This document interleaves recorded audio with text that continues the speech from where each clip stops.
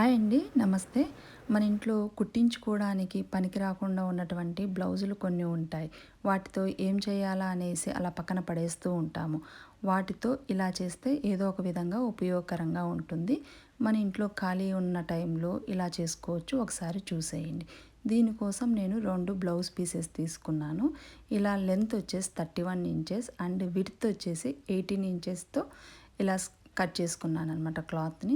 అలాగే వాటికి లైనింగ్ కోసం కూడా ఒక పీస్ తీసుకొని ఇలాగే సేమ్ మెజర్మెంట్తో కట్ చేశాను. ఇప్పుడు ఇవి 2 ఇలా పెట్టేసి స్టిచ్ చేయాలి.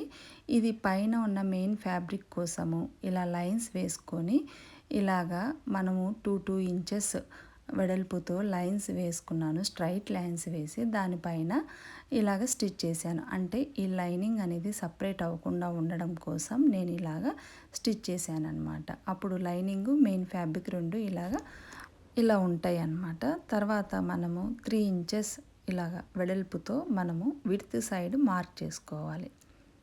ఇలా 3 ఇంచెస్ గ్యాప్తో ఇలా అన్నీ మనము మార్క్ చేసుకున్నాము అంటే 6 లైన్స్ వస్తాయన్నమాట.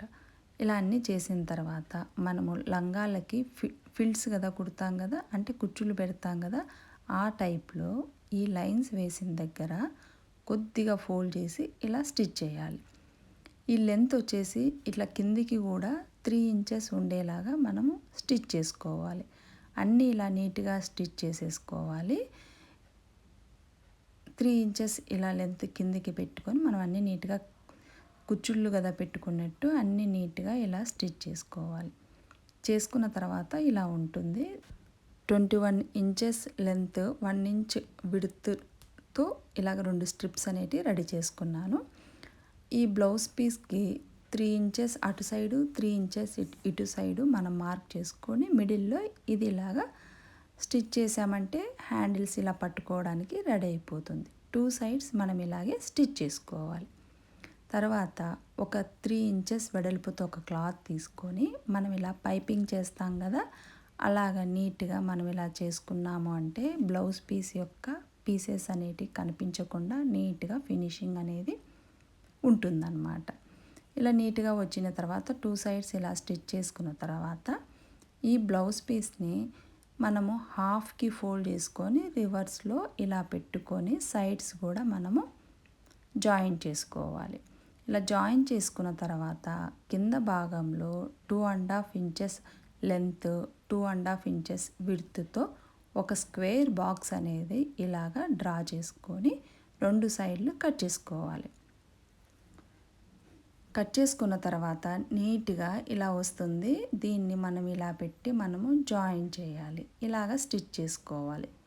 ఇలా స్టిచ్ చేసుకున్న తర్వాత మనం ఒక క్లాత్ తీసుకొని లోపల కూడా నీట్గా ఫినిషింగ్ ఉండాలి కాబట్టి సేమ్ ఇలాగే ఫోల్డ్ చేస్తూ మనము నీట్గా అంతా లోపల ఈ దారాలు అనేటివి బయటికి కనిపించకుండా నీట్గా ఇలా చేసుకున్నామంటే ఫినిషింగ్ అనేది నీట్గా ఉంటుంది.